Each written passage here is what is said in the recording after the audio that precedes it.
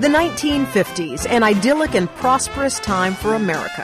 And outside the sleepy town of McMinnville, Oregon, a simple farmer and his wife quietly tended to their crops, fed their animals, and photographed alien spaceships. I looked up and saw this thing in the sky. Well, it was bronze on the top and silver on the bottom. I would say right around the size of a big parachute, maybe a little bit bigger. Evelyn Trent was outside tending to the rabbits when she caught a glimpse of the strange object. She yelled for her husband, Paul, to bring the camera. And he took the picture of it as it was straight, and then as it tipped.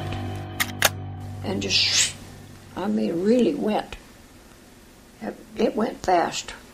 Some relatives saw the pictures, saying, "What's that?" Then they began talking about the story. The photo was published in the local paper, and people were astonished. As a photograph, it was probably the first major photograph that showed a mechanical-looking object, not just a bizarre light in the sky. The case got a lot of fame because it was a real sharp, one of the sharpest pictures of a structured object that was ever published for decades. Doesn't look like an airplane, doesn't look like a helicopter, doesn't look like a bird, doesn't look like a balloon, doesn't look like anything that we would ordinarily see in the sky.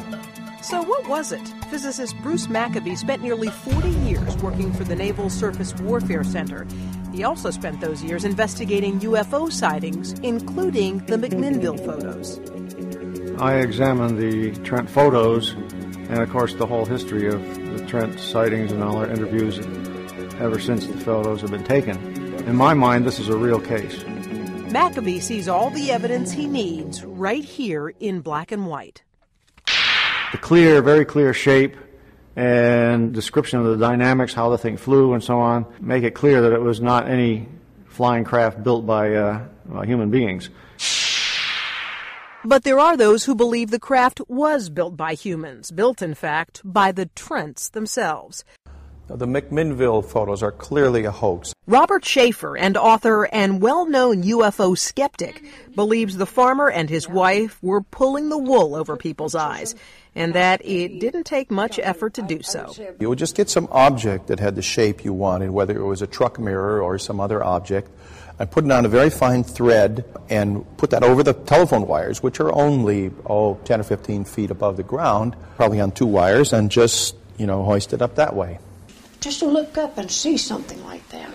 If that is true, why would the Trents attempt such an elaborate hoax? She said that she'd seen UFOs prior to this, but until she had the photos, nobody would believe her. Both Mr. and Mrs. Trent have passed away, but decades after they took those famous photographs, the debate shows no signs of zipping off into the Oregon sky.